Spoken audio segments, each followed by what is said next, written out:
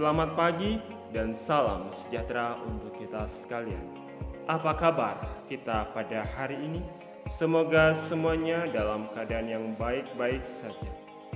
Banyak konflik yang kita alami dalam hubungan dengan orang lain berasal dari kegagalan kita untuk dapat melihat sesuatu dari perspektif orang lain.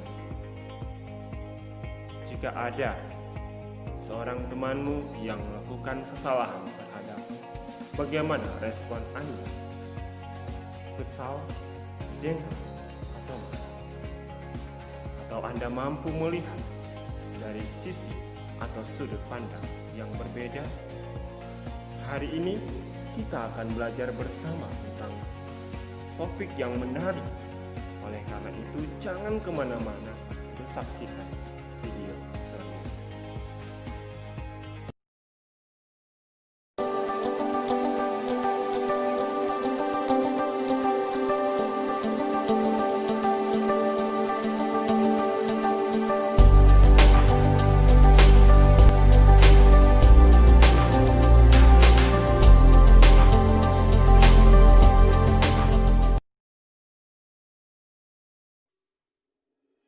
Setiap kisah memiliki dua sisi.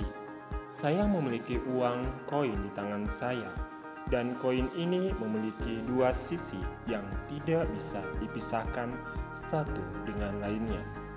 Demikianlah dengan hidup kita, pasti memiliki dua sisi yang tidak bisa dipisahkan, baik dan buruk, pengalaman yang menyenangkan dan juga menyedihkan. Oleh karena itu, sebelum mengambil sikap, kita perlu memperhatikan dari dua sudut tersebut.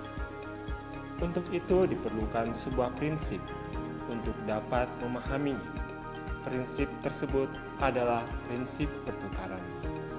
Dalam pertanyaan tadi, apakah Anda dapat melihat dari sisi lain? Misalnya, bertanya mengapa temanmu itu melakukan sikap demikian? Nah, inilah pentingnya prinsip pertukaran itu. Jika kita menerapkan prinsip pertukaran tersebut, kita mampu melihat alasan mengapa teman tadi melakukan hal yang demikian. Apakah prinsip pertukaran? Secara sederhana, prinsip pertukaran mengatakan bahwa sebelum seseorang memberikan penilaian, opini, atau bahkan keputusan terhadap suatu hal, hendaknya terlebih dahulu mempertimbangkan hal tersebut dari sudut pandang orang lain. Kunci prinsip pertukaran adalah empati. Empati berarti menerima orang lain berbeda dengan kita. Setiap manusia itu unik karena tidak ada satu orang pun yang sama, sekalipun kembar identik. Oleh karena itu, dalam kehidupan sehari-hari, sebaiknya kita harus mampu menerima perbedaan yang ada, baik itu perbedaan karakter, suku, agama, golongan, dan orang lain yang berbeda dengan kita, agar tetap terjaga kerukunan dan kasih. Empati berarti peka terhadap perasaan orang lain.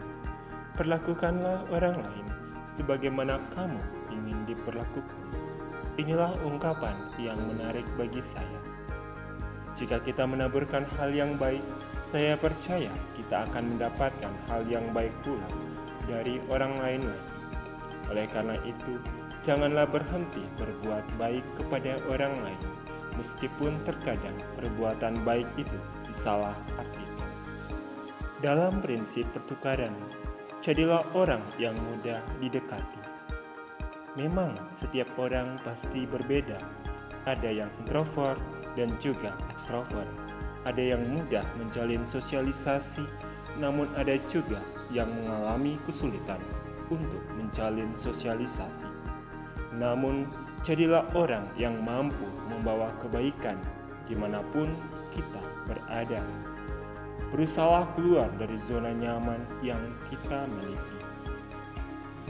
Lalu, bagaimana caranya agar kita menjadi pribadi yang mudah didekati? Pertama, miliki kepribadian yang hangat. Milikilah pribadi yang mudah menyapa murah senyum. Namun, jangan sampai senyum sendirian ya.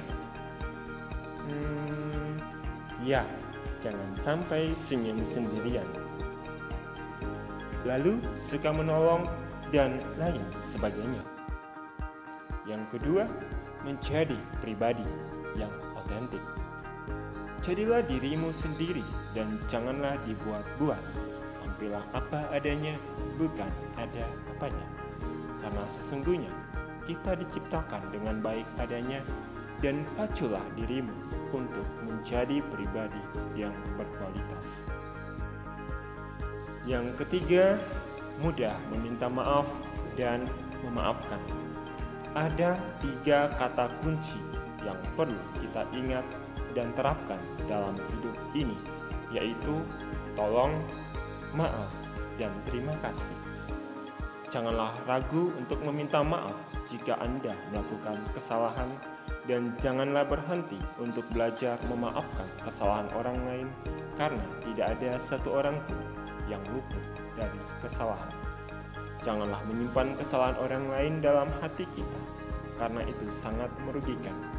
Namun jadilah orang yang mudah memaafkan dan menerima kekurangan sesamamu dengan baik.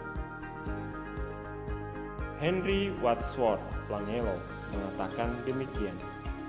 Kita menghakimi diri kita sendiri menurut apa yang kita rasakan mampu kita lakukan.